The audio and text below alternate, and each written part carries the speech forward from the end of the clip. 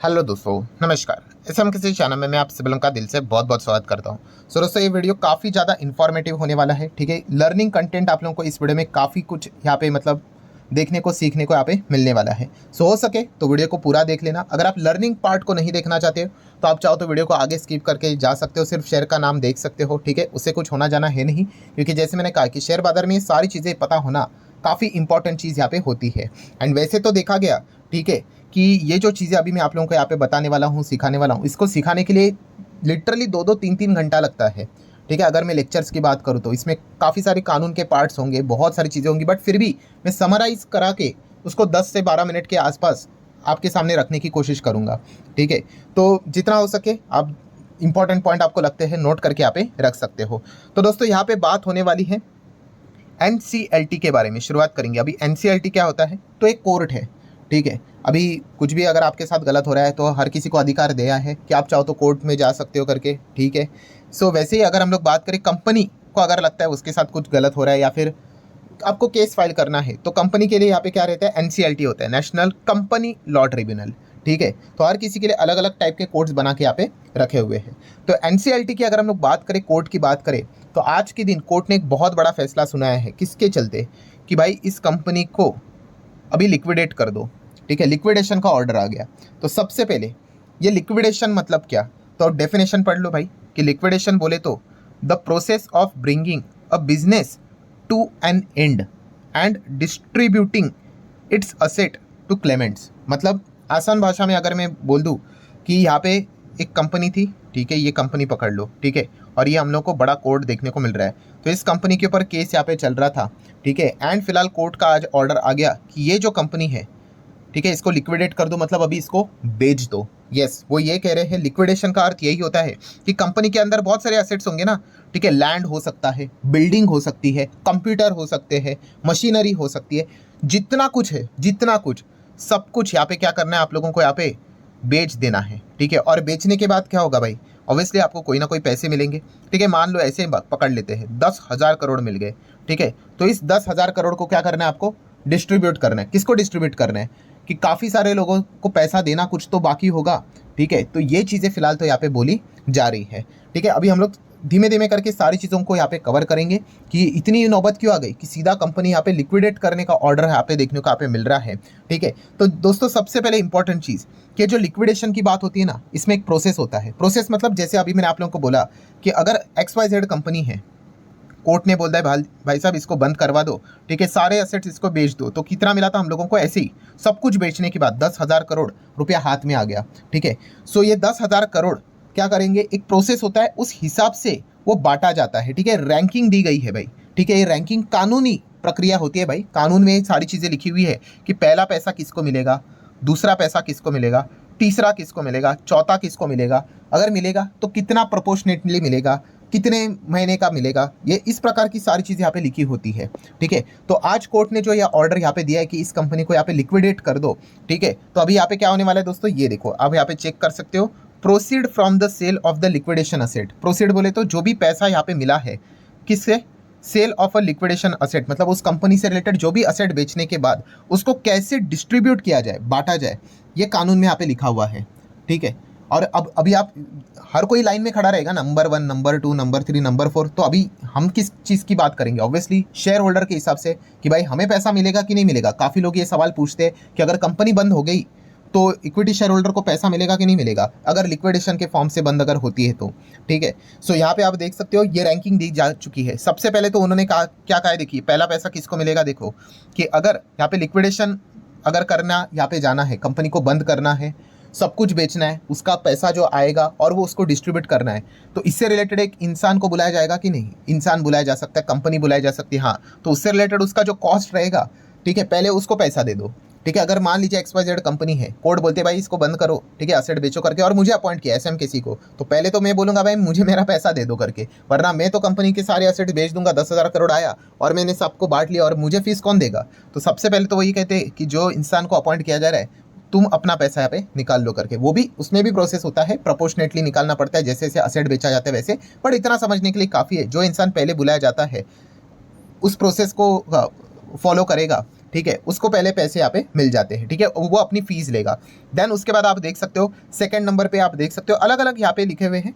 यहाँ पे जो वर्कमैन मतलब जो कंपनीज में काम करते हैं, ठीक है, वहाँ पे उनको सिर्फ कितना 24 मंथ, ठीक है, मतलब हम कह सकते हैं 2 साल का अगर उनका पैसा अटका हुआ है, ठीक है, वो पैसा यहाँ पे दिया जाए करके। अभी आप बोलो कि 4 साल का होगा तो वो बाद में आना, पहले तो 2 साल का ही आप लोगों को मिलेगा, क्योंकि लाइन में कतार लंबी बहुत है ना, तो बाद में और किसी को मिलेगा करके। देन उसके बाद यहाँ पे बताया जा चुका है कि अगर कोई सिक्योर्ड क्रेडिटर होगा, सिक्योर्ड क्रेडिटर मतलब मान लीजिए अगर कोई एक बिल्डिंग है कंपनी की एंड वहाँ पे उसके जो कागजात है, ठीक है, वो किसी के नाम के ऊपर रखे हुए कि अगर कल भाई ये कंपनी अगर बंदी हो जाए तो ये बिल्डिंग बेचने के बाद जो पैसा आएगा, ठीक है, वो इनको पहले मिलना चाहिए करके, ठीक है, इसी को बोला जाता है सिक्योर्ड क्रेडिटर है करके, तो वो उनको दिया जाएगा, ठीक है। देन अगर हम लोग बात करें, देखिए इक्विटी शेयर होल्डर हमारा नाम है क्या, किधर भी नहीं है। देन उसके बाद wages and again unpaid dues, मतलब ये सैलरी विलरी वाले जो लोग रहते हैं, ठीक है, उनको अगर नहीं मिला है तो उनका भाई 12 महीने का यहाँ पे जो भी पगार अटका हुआ रहेगा वो दे देना, ठीक है। अगर उससे ज़्यादा होगा तो वो बाद में आना, बाद में हम लोग नीचे रखेंगे। देन उसके बाद आप देख सकते हो फाइनेंशियल डेप्ट owed to the unsecured creditor, कोई अनसिक्योर्ड है जिसकी कोई गारंटी नहीं है, उनको पैसा यहाँ पे दे दो करके। देन आगे बढ़ेंगे तो यहाँ पे बताया जा रहा है कि अगर कोई गवर्नमेंट का पैसा मतलब टैक्स बिक्स अगर कंपनी ने नहीं दिया है करके, ऐसा तो होता है नहीं यूजुअली, ठीक है, बट फिर भी अगर ऐसा है तो क्या करें, गवर्नमेंट का पैसा यहाँ पे दिया जाए करके, ठीक है। देन आगे बढ़ेंगे यहाँ पे तो अभी तक हम लोगों ने जो देखा था कि और भी अगर किसी का पैसा यहाँ पे बचा हुआ है तो यहाँ पे दिया जाएगा, ठीक है, आप देख सकते हैं रिमेनिएंट डेट्स एंड ड्यूज। देन उसके बाद आ जाते हैं दोस्तों शेयर होल्डर, ठीक है, आखिरी पॉइंट यहाँ पे मैं बॉक्स करवाना चाहूँगा, और वहाँ पे आप देख सकते हैं दोस्तों क्या लिखा है, प्रेफरेंस शेयर होल्डर्स, ठीक है। शेयर होल्डर में भी 2 प्रकार होते हैं, एक होते हैं प्रेफरेंस शेयर होल्डर, उनको दिया जाएगा, और लास्ट में आ जाते हैं, देखो यस ये बिल्कुल लास्ट है दोस्तों, पॉइंट नंबर H, इसके बाद कुछ नहीं, यहाँ पे आप लिख सकते हो दी एंड। जो भी कतार रहती है उसके आखिर में हम ही खड़े होते हैं, इक्विटी शेयर होल्डर या फिर पार्टनर, ठीक है, एज द सच केस में भी, मतलब अगर कुछ बचा तो हम लोगों को मिलेगा, मतलब इतनी लंबी कतार है और इस लंबी कतार में हम लोग आखिर में यहाँ पे हम इंतजार करेंगे कि क्या हमें पैसा मिलेगा कि नहीं करके, ठीक है, ये रूल बना के रखा हुआ है, इस हिसाब से यहाँ पे पैसा बांटा जाएगा। अगर मैं यहाँ पे आप लोगों को प्रैक्टिकल बात बता दूँ तो भाई यहाँ तक जो लाइन होती है ना दोस्तों, कुछ भी पैसा नहीं मिलता है। अरे हमारी बात छोड़ दो, प्रेफरेंस शेयर होल्डर्स तो को भी प्रॉपरली पैसा मिलता नहीं है, बहुत सारे लोगों को पैसा नहीं मिलता है, ठीक है, बट ये प्रक्रिया बनाकर यहाँ पे रखी हुई है, ये आप लोगों को पता होना चाहिए। तो कौन से कंपनी की कौन से यहाँ पे बात हो रही है दोस्तों, तो फ्यूचर ग्रुप, आप सभी लोगों को पता है काफ़ी ज़्यादा दिक्कतों में चल रहा है, तो फ्यूचर रिटेल ये जो कंपनी आप सभी लोगों को पता ही है, यस, मतलब फ्यूचर रिटेल बोले तो बिग बाजार आपने सुना है, यस, उसी कंपनी की बात हो रही है, दैट्स इट।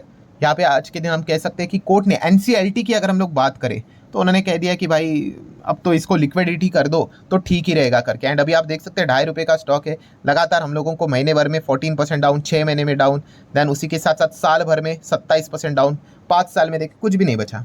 अब देख सकते हैं 99% यहाँ पे क्रैश हो चुका है। एंड बीच में हम कह सकते हैं एकदम जंप बीम थोड़ा बहुत यहाँ पे दिखा दिया था, ठीक है, जो तेज़ी के चलते खरीद लेते तो आपको पता है वो बाद में यहाँ पे फंसी जाते। तो पूरी तरीके से फ्यूचर रिटेल ये कंपनी अभी हम लोग को खत्म ही होते हुए देखने को मिल चुकी है।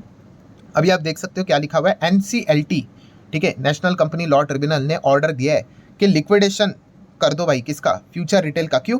क्योंकि उसका रिजोल्यूशन जो प्रोसेस था, ठीक है, वो फेल हो गया करके, ठीक है। रिजोल्यूशन प्रोसेस मतलब क्या कि कोर्ट क्या कर लेता है, या IBC के अंदर अगर हम लोग बात करें कि कभी भी कंपनी को बंद करने की बात हो जाती है तो बोला जाता है कि एक बार पूछा जाता है कि क्या इसकी वापसी कराई जा सकती है क्या, ठीक है, उसी को बोला जाता है रिजोल्यूशन प्रोसेस। अगर वो फेल हो गया तो फिर एक ही ऑर्डर रहता है कोर्ट के पास कि भाई इसको बंदी करो, अभी कुछ बचा ही नहीं ना, आखिरी जो भी था वो भी हम लोगों ने ट्राई कर लिया। तो इसीलिए यहाँ पे आप देख सकते हो कोर्ट ने यही बोला, NCLT ने, कि रिजोल्यूशन प्रोसेस ही यहाँ पे फेल हो गया, then only one option left, that is liquidation, ठीक है। तो क्या कंपनी इसको चैलेंज कर सकती है, बाकी सारी चीज़ें? हाँ, अभी देखिए ये NCLT है, कोर्ट मतलब हमारे संविधान में अधिकार है, NCLT है तो NCLAT भी रहेगा, ठीक है, मतलब अपीलेट ट्रिब्यूनल में भी आप जा सकते हो और ऊपर जा सकते हो, ये तो चीज़ें चलती रहती है, ठीक है, बट उससे कुछ होना जाना है नहीं, क्योंकि कंपनी पूरी तरीके से यहाँ पे तबाह कंपनी है, कुछ उनके पास पैसा बचा नहीं है। और यहाँ पे अगर आप चेक भी करोगे तो जैसे मैंने आप लोगों को बोला था ना, ये देखिए जो ये फॉर्म की बात हो रही है 17,000 करोड़, ठीक है, इन्होंने क्या किया था, कर्जे के फॉर्म में लिया था। कर्जे के फॉर्म में मतलब यहाँ पे आप थोड़ा सा फाइनेंस के शब्द होते हैं यहाँ पे, financial and operational creditor. Financial creditor मतलब कौन पता है, ये बैंक्स, इनको फाइनेंशियल क्रेडिटर बोला जाता है। एंड ऑपरेशनल क्रेडिटर मतलब समझ लो कि सामान बीमान उधार लिया है तो उनको बोलते हैं ऑपरेशनल क्रेडिटर।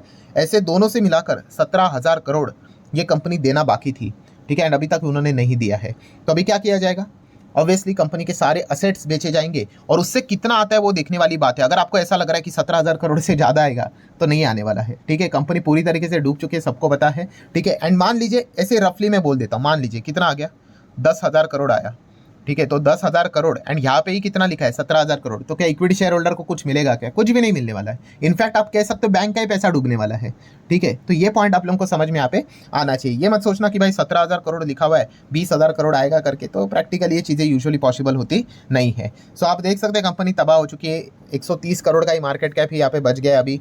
ROE ROC सब कुछ देखोगे माइनस में यहाँ पे जा चुका है, ठीक है। कंपनी के अगर आप नंबर्स भी देखोगे, ठीक है, सब कुछ आपको माइनस माइनस माइनस में ही देखने को यहाँ पे मिल जाएगा। कुछ यहाँ पे चीज़ें यहाँ पे बची नहीं। बट इंटरेस्टिंग फैक्ट देखिए, शेयर होल्डिंग पैटर्न, ठीक है। शेयर होल्डिंग पैटर्न देखिए, पहले 47, 13, 15, 23 था, अभी की बात नहीं है, पहले की बात है 29 की, ठीक है। तब तक कंपनी जिंदा थी, बट बाद में जो हम लोग को हादसे होते हुए देखने को मिल गए, फिर आप देख सकते हो यहाँ पे प्रमोटर ने हिस्सा बेच दिया, FIS ने बेच दिया, DIS ने भी बेच दिया एंड पब्लिक ने यहाँ पे हिस्सा खरीद लिया। अगेन कह रहा हूँ, सिर्फ यहाँ पे ऐसा हो रहा है इसलिए किसी भी कंपनी को ये नहीं कहने का कि ये डूबने वाली है करके।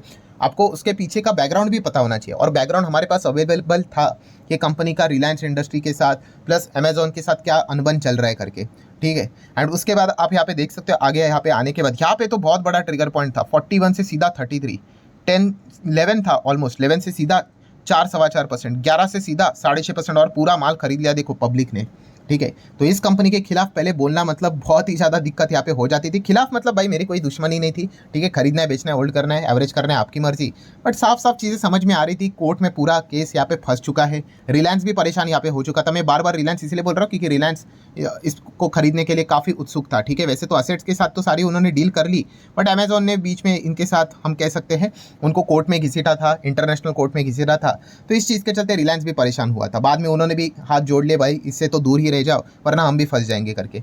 सो आप देख सकते हो फिर भी लोग यहाँ पे खरीदते ही जा रहे थे, खरीदते ही जा रहे थे। और उसके बाद आप देख सकते हो और कम हो गया, और कम हो गया, और कम हो गया, वापस 55 से पब्लिक ने कितना कर दिया 63। तो इसके खिलाफ वीडियो मतलब कोई भी वीडियो आया तो पब्लिक तो गुस्सा ही हो जाती थी, सर आपको पता नहीं है तो जाएगा 500 1000 का टारगेट। भाई लिखने से अगर जाता तो मैं भी लिख देता हूँ भाई 10,000 जाएगा करके, बट ऐसा नहीं होता है भाई।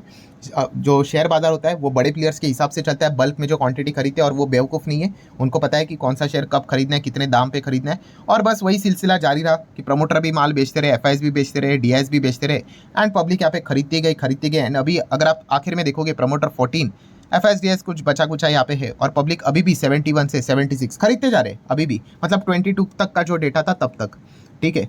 सो यही होता है दोस्तों, इमोशनली वो अटैच हो जाते हैं कि भाई इसके खिलाफ कैसे बोल रहे हो भाई, मतलब खिलाफ क्या है भाई, कोर्ट में जा रहे वो लोग, सीधा बोल रहे बंद करो करके, ठीक है। आज नहीं तो कल तो न्यूज़ यहाँ पे आ ही जाएगी। तो चलिए 2022 का ये डेटा था, अभी 2 साल के बाद यहाँ पे हम लोग को खबर आते हुए देखने को मिल गई, कंपनी तो ऑलमोस्ट तबाह होती हुई देखने को यहाँ पे मिल चुकी है, ठीक है। सो जितना भी इंपॉर्टेंट पॉइंट था सारे यहाँ पे मैंने कवर कर लिए, ठीक है। और जो लिक्विडेशन से रिलेटेड भी कुछ चीज़ें अगर आप लोगों को सीखने को यहाँ पे मिलने वाली थी वो भी मैंने आप लोगों को सिखा दी कि अगर कंपनी बंद अगर की जाती है, ठीक है, तो हमारा शेयर होल्डर का नंबर आखिर में आ जाता है।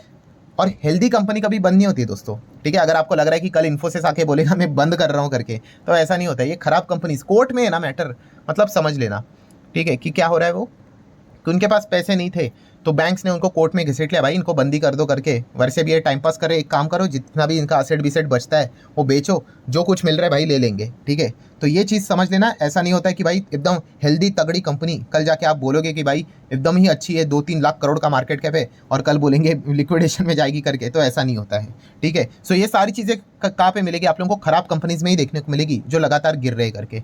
सो ठीक है दोस्तों, जितने भी इंपॉर्टेंट पॉइंट्स थे सारे यहाँ पे मैंने कवर कर लिए हैं। फ्यूचर रिटेल से रिलेटेड वीडियो था, पसंद आया होगा तो चाहो तो लाइक एंड शेयर कर सकते हो। मिलते हैं अगले वीडियो में, तब तक के लिए बाय बाय।